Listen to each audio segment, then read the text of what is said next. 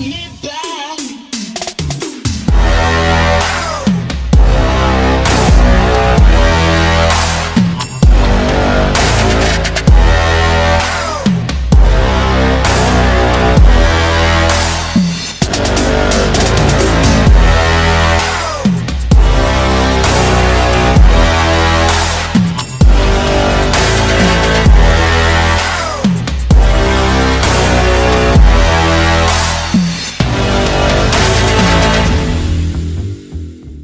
Well, those of you that are listening who aren't familiar with Air Force, they have a I don't know if I want to say unique offensive scheme, um, but Rick, do you want to tell the viewer or listeners and viewers if they're not familiar with Air Force, can you just describe this offensive scheme? Yeah, so the military academies are probably the exception in D1 football to their type of offense. So, like I said originally, these were undersized teams just by the nature of being in the military service. Now we have had exceptions in the last 8 years as far as size. We've been allowed to get bigger, which has helped, but we haven't really changed much. I know Army is switching to a more conventional offense after, 70, 80 years in the offense that they had been in originally. Of course, they've been around for over 100 years. Air Force in their 67th year has traditionally ran originally a wishbone type of offense, and then for decades now, the vaunted triple option offense. So Yes, it's it's a pretty tough neat one to to watch. prepare. Takes a lot of discipline for sure. I'm an Old Dominion fan, and we used to play Georgia Southern back when we were both in the FCS. And Georgia Southern back then ran a triple option. And I remember we played them twice in the playoffs, and it was like neither team could stop either team. It was basically whoever had the ball last is going to win. So it was some very exciting games, but it takes so much discipline to defend that those triple option offenses for sure. Yeah, and if you watch Air Force football, their true triple option consists of fullback first. Everything works off of that fullback dive, right? So quarterback takes the snap, fullback heads towards the line of scrimmage, and that's where the triple option starts to work. The first option, give it to the fullback. The second option is work off of the fullback and run something that looks in the NFL like a read option, but really what it is, it's a flow to the left or the right. Then the quarterback has the ability to keep the ball, to pitch the ball to the tailback, or to stop and throw the ball to either the slot, the tight end, or one of our rarely used wide receivers. I think, though, I do think Air Force uses the wide receiver more than my Iowa Hawkeyes. True. So, That's not saying a whole lot there, Luke. There was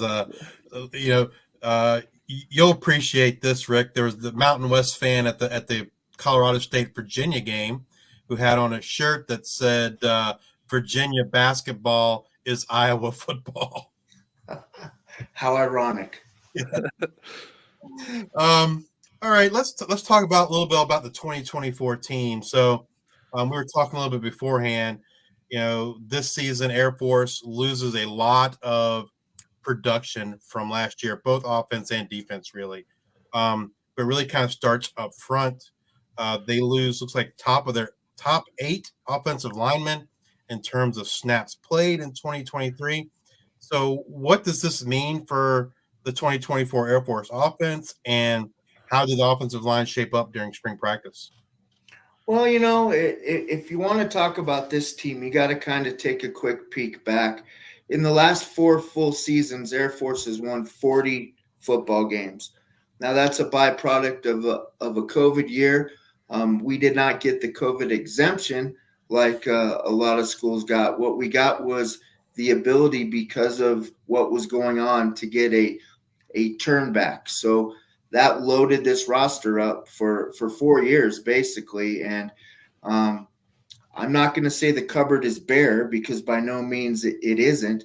we've got some amazing athletes, but to your point, the offensive line looks nothing like it has the last 3 years. I did get the opportunity to talk to Coach Lobo yesterday. Just an amazing coach. He's been, he's a former undersized Air Force, lineman who came back and, after some time at Ohio University to come here and coach our offensive line. And he's got his work cut out, but I truly believe in him. And I know what they can do. We're a fast offensive line. So you're talking about losing some production there in 2020 from 2023. Lost a lot of experience at quarterback. Big position in all of football, but especially here in running a triple option, where we lose Zach Larrier and reserves Jensen Jones and Ben Britton, who's out of eligibility. What can you tell us about the quarterback position for 2024? Well, right now, I would say that it's pretty thin. So we've got John Boucher, who played in relief last year, did not start a game. Looked impressive at times. John is from Port Charlotte, Florida. Amazing baseball player as well as football player. He wears number 12. He is the quarterback this year. I don't see a line behind him. I don't see anybody pushing him. We've got a handful of sophomores to be current freshmen that will get some opportunities, and then I'll know a little bit more this fall what that position looks like. But John is more than capable. He's a little taller than your typical Air Force quarterback. He's got a really good arm, which isn't always a signature, but he has the ability to run the ball, and he's a field general. So I don't think we're going to lose as much as a lot of people might think at that position. Do you think that with his arm, maybe they might tend to pass? I mean, obviously they're never going to pass a lot, right? But will you think maybe that lends itself to being able to do that more often, I guess, than what we've seen recently? There's always that hope. You guys had mentioned the receiver position at other schools. We've got some very capable receivers. I would like to see that, but we are a running team. I can't argue with that. Well, that's a great lead into the next question. We talked about replacing the O-line, talked about quarterback, and now we're down to the running backs here, where they had to replace some running backs as well. They lose their top 3 rushers, of course, quarterback Zach Larrier, Emmanuel Michelle, and John Lee Eldridge, as well as a key reserve in Owen Burke. What will this rushing attack look like in 2024? Well, I think it's going to be probably one of the surprising strengths of this team once they can get this O-line to gel. Our fullback is a guy by the name of Dylan Carson. Dylan is a sophomore currently. He'll of course be a junior. He was able to carry the ball 68 times last year in a reserve role behind Emmanuel Michelle and Owen Burke. He was the third guy. He gained just under 500 yards at a 7.3 clip with a couple touchdowns. So he wears number 20, which is very familiar to Air Force fans. That's Brad Roberts' number. Brad is serving our country in Destin, Florida at Eglin Air Force Base currently, and former NCAA, rushing champ 2 years ago. So that position, and in particular that number, is going to look familiar to Air Force fans. Is Aiden Calvert, is he also playing fullback, or? Well, Aiden will be playing the role that John Lee Eldridge had last year, and coincidentally, a year ago, John did also take snaps at fullback in the spring, like Aiden did, and it gives him that duality in the role. So he's a bigger back, just like John Lee Eldridge was. Aiden Calvert, I expect to have a breakout year.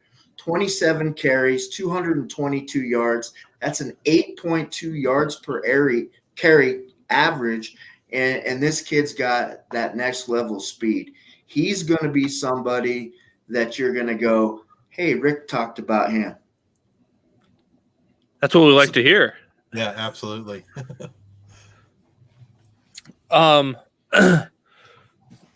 We kind of talked about the receivers, so I just wanted to kind of just backtrack just a little bit and just let the viewers, or Rick, why don't you tell us about the wide receivers?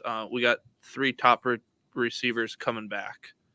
Yeah, so before you look at the wide receivers, we had a big loss on our tight end position. We had Caleb Rios the last 3 years. Caleb is a rare commodity. He was approved for a grad transfer. He will be announcing his destination here within the next couple weeks. So we will see more of Caleb, which will be pretty cool. So his replacement is a guy by the name of Bruin Fleischman. Big guy, 6'5". He'll be a good target, but of course he'll initially be a blocker. Wide receiver wise, we got a couple seniors, Jared Rosnos and Brandon Engel. They caught a handful of balls last year. Jared Rosnos got hurt, came back for the bowl game, had a long touchdown. Very efficient, kind of a smaller wideout, but sticky hands. A kid by the name of Dylan Evans, you'll see him. He's a big play capability wide receiver out of the Frisco, Texas area. Dylan will be somebody that will catch your attention.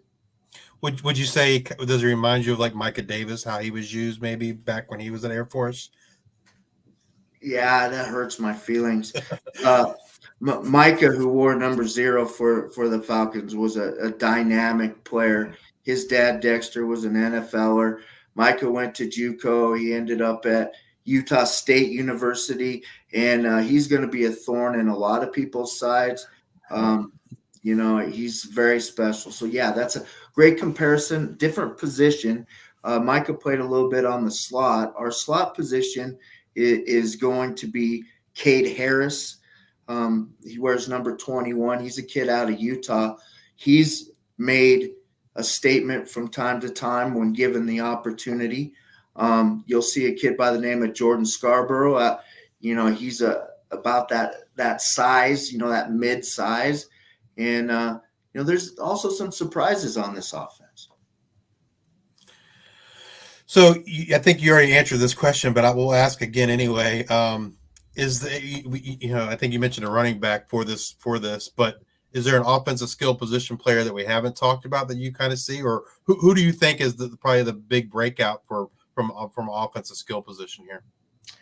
Well, I'm going to give you a name, and if we don't hear about him, then I will be very surprised. This kid his name is Cade Frew. Cade is probably going to end up at tailback, though he has the ability to play slot when needed. Cade is a kid out of Jacksonville, Florida.